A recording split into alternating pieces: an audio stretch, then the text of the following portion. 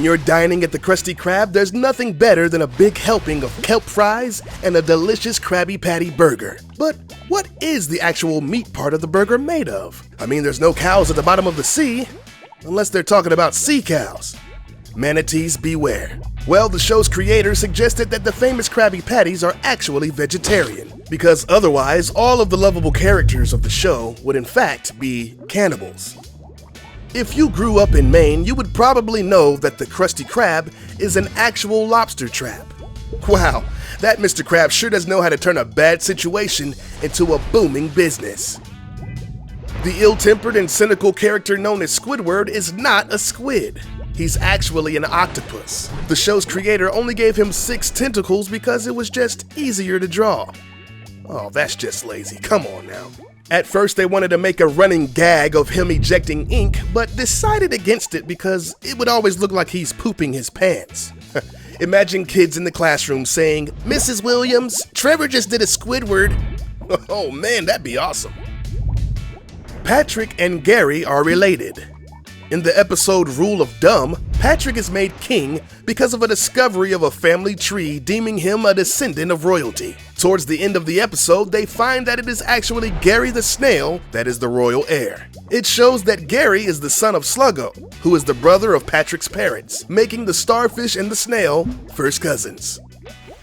The voice of SpongeBob is a very lucky and talented man named Tom Kenny. He's provided his vocal talents to lots of amazing shows, including the Powerpuff Girls, the Transformers animated series, and Futurama. Tom is married to Jill Talley, the voice of Plankton's computer wife, Karen. Jill also has a full resume of voiceover work, including Camp Lazlo, Adult Swim's Boondocks, and Adventure Time. Season 4, episode 20 was titled Best Day Ever. Get it? 420? Come on, man, 420. It's like the best day ever, bruh.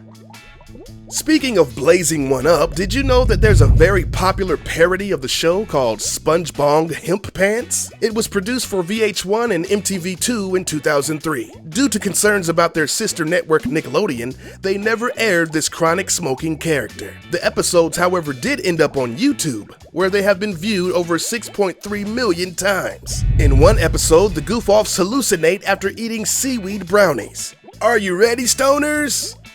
I can't, what was I saying?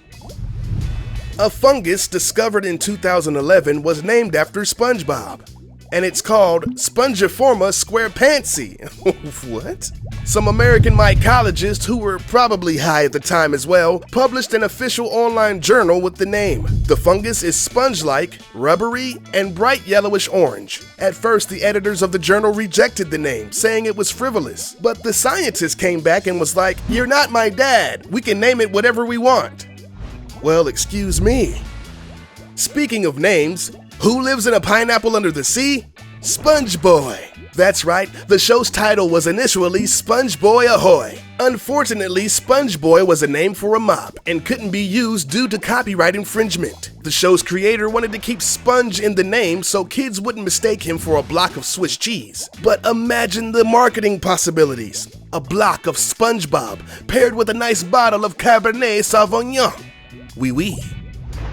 Bikini Bottom is an underwater city beneath a real-life island located in Micronesia called Bikini Atoll. In the 1940s and 50s, it was the site of many nuclear tests done by America. So maybe those citizens of Bikini Bottom are just radiated mutants that evolved into walking, talking mysteries of the deep.